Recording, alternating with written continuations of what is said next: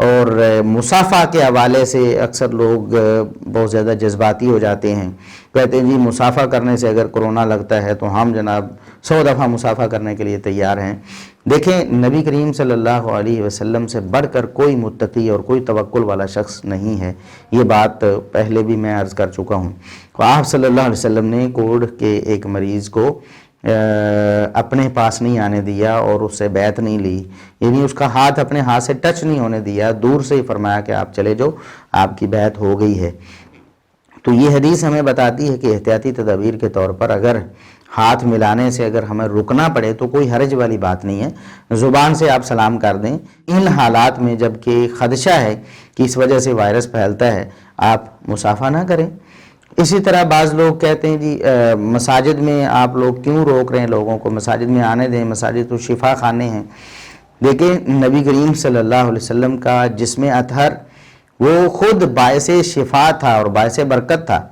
آپ صلی اللہ علیہ وسلم کے دنیا سے چلے جانے کے بعد بھی آپ کے مبارک کپڑوں سے جو آپ کے جسم کے ساتھ ٹچ ہوتے رہے، ان سے لوگ شفا حاصل کرتے رہے، ان کو بھگو بھگو کر مریضوں کو پلاتے تو مریض شفا یاب ہو جاتے تھے۔ اس کے باوجود خود آپ صلی اللہ علیہ وسلم کا جسد اطہر آپ جب دنیا میں موجود تھے تو ایک کوڑی شخص آتا ہے تو آپ اس کو اپنے جسم سے ٹچ نہیں ہونے دیتے، دور سے واپس بھیج دیتے ہیں۔ حالانکہ آپ صلی اللہ علیہ وسلم کا ہاتھ بھی شفا کا مرکز تھا، اس میں تو کوئی شبہ نہیں ہے، لیکن یہ عین ممکن ہے کہ کوئی بیماری جو ہے متعدی وہ دوسرے کو لگ جائے، حتیٰ کہ نبی کریم صلی اللہ علیہ وسلم نے بھی اس سے پرہیز فرمایا، جبکہ آپ تو مجسم شفا تھے، آپ صلی اللہ علیہ وسلم کے تو جسم میں شفا ہی شفا تھی۔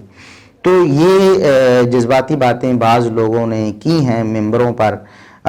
میرے والد صاحب مجھے بتا رہے تھے، میں فون پہ بات ہوئی ان سے، تو وہ بتا رہے تھے کہ ہماری مسجد میں ایک خطیب صاحب نے جمعہ پڑھایا، تو وہ کہتے ہیں جی اللہ اگر نہ مارے تو کوئی نہیں مار سکتا، کوئی وائرس نہیں ہے، میں کسی سے نہیں ڈرتا جی، میرے سامنے لاؤ جی، میں اس کے ساتھ مصافحہ کرنے کے لیے تیار ہوں اور میں اس کے ساتھ معانقہ اور جپھی ڈالنے کے لیے بھی تیار ہوں۔ تو میں نے کہا کہ اگر ان کا ایمان اتنا ہی زیادہ قوی ہے، نبی کریم صلی اللہ علیہ وسلم سے بھی اوور وہ سمجھتا ہے اپنے آپ کو، تو اس شخص سے کہیں کہ وہ پھر مینار سے جا کے چھلانگ لگا دے، بسم اللہ الذی لا یضر مع اسمہ شیء فی الارض ولا فی السماء وہو السمیع العلیم، یہ دعا ہے نا، اور اس دعا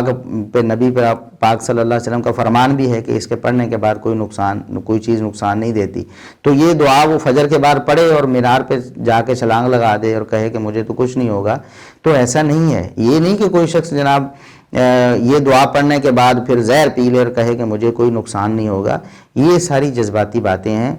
مسلمانوں کو ایسی باتیں نہیں کرنی چاہیے۔ ہمارا دین بھی ایسے جذباتی فیصلوں کی حمایت نہیں کرتا۔ تو جب نبی کریم صلی اللہ علیہ وسلم نے ایک شخص سے مصافحہ نہیں کیا، خدشہ تھا کہ اس سے بیماری لگ جائے گی، حالانکہ خود آپ صلی اللہ علیہ وسلم فرما رہے ہیں لا عدویٰ، کوئی بیماری از خود متعدی نہیں ہو سکتی، اللہ کے حکم کے بغیر نہیں متعدی ہو سکتی۔ کوئی شخص سے بھی آپ ٹچ کر لیں گے تو ضروری نہیں ہے کہ آپ کے اندر وہ اس کا وائرس ضرور منتقل ہوگا، یہ تو اللہ رب العزت کی مشیت پہ ہے، لیکن اس کے باوجود آپ صلی اللہ علیہ وسلم نے دور سے ہی اس شخص کو واپس بھیج دیا۔ تو مصافحہ کے حوالے سے آپ محتاط ہو جائیں۔ اگر آپ نے کسی سے مصافحہ کر لیا ہے باہر نکلے ہوئے تو آپ اپنے ہاتھوں کو اچھی طرح دھو لیں۔ احتیاط، اسلام احتیاط سے نہیں روکتا ہے۔